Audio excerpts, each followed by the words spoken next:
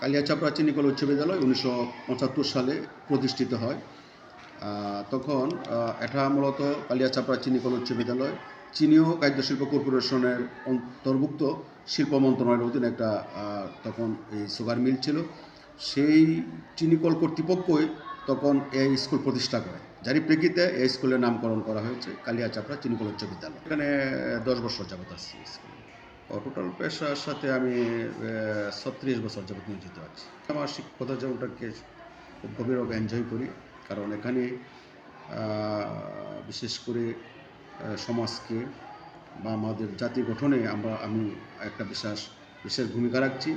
বাইরে অত্যন্ত অনেক সুপ্রতিষ্ঠিত হয়েছে, বা আমি মনে করি যে এখানে অনেক কিছু দেওয়ার সেই সুযোগ আছে। শিক্ষকের দেশের বাইরে অনেক ছাত্রছাত্রী সরকারি ঊর্ধ্বতন কর্তৃপক্ষ হতে শুরু করে দেশের বাইরে উদ্যোক্তা হিসাবে সব সেক্টরেই আছে, কর্মরত আছে, ভালো পর্যায়ে আছে অনেক।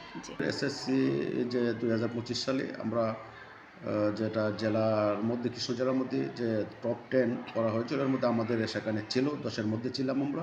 পাশাপাশি আমাদের যে 25 সালে যে রেজাল্টের হার, যেটা আমাদের ঢাকা বোর্ডে যে পার্সেন্টেজ ছিল তার চাইতে আমাদের পার্সেন্টেজ বেশি ছিল। আমাদের এখানে প্রায় আমরা 80%-এর কাছাকাছি আমাদের পাশে হার ছিল, এবং জিপিও মোটামুটিভাবে উল্লেখযোগ্য ছিল আমাদের এই স্কুল থেকে। আমরা ইতিমধ্যেই আমরা একাধিকবার আমাদের অভিভাবকদেরকে নিয়ে আমরা অভিভাবক সমাবেশ করেছি। ছাত্রছাত্রীদেরকে তাদের লেখাপড়া মানানোর জন্য আমরা বিশেষভাবে ক্লাসের ব্যবস্থা করেছি। আমরা আশাবাদী যে 26 সালেও আমরা ভালো রেজাল্ট করতে পারবো। এটা যা বলি, যদি আমরা আমাদের ছাত্র বা আমরা শিক্ষক তারা আছি, কিন্তু যেহেতু এটা প্রত্যন্ত অঞ্চলে, গ্রাম অঞ্চলে, অভিভাবকদের সারা আমাদের আছে, তবে সেটা আশাব্যঞ্জক নয়। যদি আমাদের আরও ব্যাপকভাবে সারা পেতাম বা সেই ধরনের সুযোগটা আমাদের হতো, তাহলে আমরা আর ভালো করতে পারতাম। এখানে বিশেষ করে অভিভাবকদের যে সচেতনতা যে নিয়ে, সেটা আমি বলবো না, তবুও অনেকে ব্যস্ততার কারণে, বিভিন্ন কারণে হয়তো আমরা যতটুকু আশাবাদী ছিলাম এতটুকু আমরা পাচ্ছি না।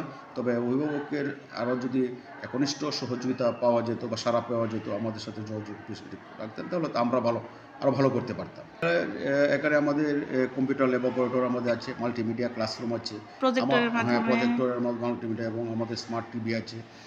অর্থাৎ এগুলির মাধ্যমে আমরা বিশেষ করে অনলাইনে ক্লাস ব্যবস্থাপনা, পাশাপাশি মাল্টিমিডিয়া শ্রেণীকক্ষ, এমনিভাবে আমাদের শিক্ষক যারা আছেন তারা বেশিরভাগই এ প্রজন্মের, বেশিরভাগ শিক্ষকেরই তারা কম্পিউটারে তারা পারদর্শী দক্ষ, যার ফলে আমরা এই আধুনিক তথ্য প্রযুক্তিতে অনেক দূরে এগিয়ে আছে, সেটা আমরা দাবি করতে পারি, এবং আমরা আশাবাদী যে পরবর্তী সময়ে আমরা এই বিষয়ে আমাদের এই প্রচেষ্টা আরও অব্যাহত থাকবে, আমরা আরও ভালো করতে পারব।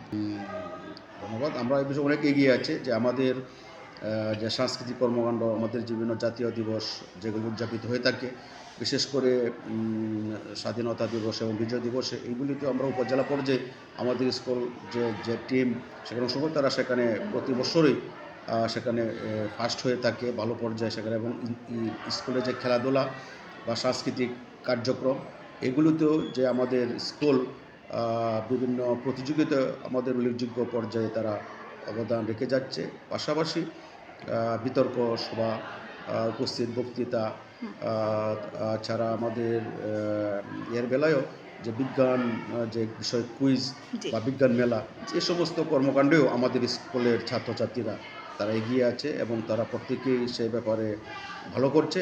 পাশাপাশি আমাদের শিক্ষক মণ্ডলীও এবারে অনেক আন্তরিক, সেইটাকে আরও ভালো দিকে আমরা চালিয়ে নেওয়ার প্রচেষ্টা আমাদের অব্যাহত রয়েছে। ধন্যবাদ। আমরা এই বিষয়ে কি বলবো, যে মোবাইল আসক্তি ব্যাপকভাবেই আছে। আমরা বিভিন্ন সময় মোবাইল ব্যবহার যাতে ছেলেমেয়েরা না করে বা স্কুলে না নিয়ে আসে, সেই জন্য আমরা নোটিশ করেছি। ইভেন আমরা বিভিন্ন সময়ে শ্রেণীকক্ষে ছাত্রদেরকে মোবাইল যদি পাওয়া গিয়েছে, সেগুলি আমরা তাদের কাছ থেকে আমরা কেড়ে নিয়ে এসেছি। পরবর্তীতে গার্জেনকে ডেকে এনে তাদের কাছে আমরা সেই ফেরত দিয়ে বলে দিয়েছি যে কিছুতেই যেন এই ছাত্রছাত্রীরা মোবাইল ব্যবহার না করতে পারে।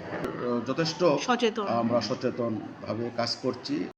ধন্যবাদ। মাদক নিয়ন্ত্রণের জন্য আমাদের সেখানে কমিটি আছে, আমাদের শিক্ষকের মাধ্যমে ওইগুলি আমরা যথাযথভাবে ব্যবস্থা নিচ্ছি, যাতে এই যে কোনো, এবং তাদেরকে সচেতনতা বৃদ্ধি করার জন্য মাদকের কুফল এগুলি সম্পর্কে প্রতিনিয়ত আমাদের আলোচনা হচ্ছে বা ছাত্রদের। আর পাশাপাশি আরেকটা যে বিষয়টা বলছেন যে বাল্য বিয়ে, বাল্যবিবাহ। এটার জন্য আমরা স্কুল কমিটি অনেক আগে থেকে যে যে সমস্ত বিশেষ করে ছেলেদের বা মেয়েদের স্কুল পড়াকালীন অবস্থায় বিয়ে হয়ে যাবে, আমরা তাৎক্ষণিকভাবে তাদের বিরুদ্ধে যে আমরা স্কুল থেকে তাদের ছাড়পত্র দিয়েছি, হ্যাঁ। আচ্ছা। এবং যারা কিছুতেই আমরা ক্লাস করার যাতে না আসে, এতে করে দেখা গেল কি যে এমনিতেই যেভাবে এরা বাল্যবিবাহ হুম। জন্য অভিভাবকরা তারা অল্প বয়সে তারা বিয়ে দিত, আমরা যখন এই ধরনের স্কুলে তাদের পদক্ষেপ নিচ্ছেন, হ্যাঁ। দিচ্ছি, তো এটা অনেকটা প্রবণতা ওটা কম পেয়েছি। পাশাপাশি আমাদের অনেক মেয়েরা তারাও সে ব্যাপারে অনেক প্রতিবাদী ছিল, যাতে করে এরকম আমাদের মেয়েরা ছিল একটা সংগঠন করে, তারা যে কোথাও যখন শুনেছে আমাদের কোনো মেয়েদের বিয়ের কোনো খবর, তাৎক্ষণিক ওরা বাধা দিয়েছে।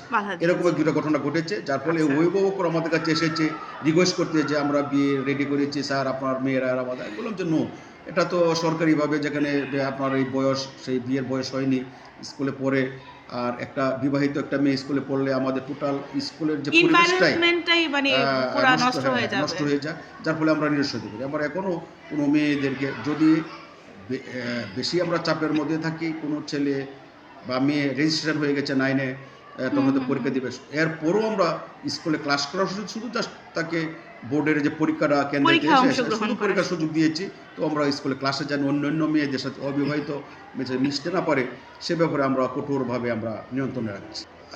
ধন্যবাদ। আমার শেষ দিন পর্যন্ত স্বপ্ন শিক্ষকতা অনেক দিন করেছি। আমি মনে করি যে শিক্ষকতা একটি মহান পেশা, এখানে সমাজকে, দেশকে, জাতিকে অনেক কিছু দেওয়ার আছে। আমি আন্তরিকভাবেই যাতে করে আমার স্কুলের সুন্দর পরিবেশ বজায় থাকে, স্কুলের ছাত্রছাত্রীরা যারা তাদের যে উন্নত চরিত্র গঠনে ভালোভাবে লেখাপড়ার মনোনিবেশ করে, তারা যাতে সমাজে, দেশের উঁচু পর্যায়ে পৌঁছতে পারে, সেই প্রচেষ্টা আমার অব্যাহত থাকবে, এবং শেষ দিন পর্যন্ত আমি আমার সেই বিগত সময়ের মতো সেই প্রচেষ্টা আমি অব্যাহতভাবে চালিয়ে রাখবো ইনশাআল্লাহ।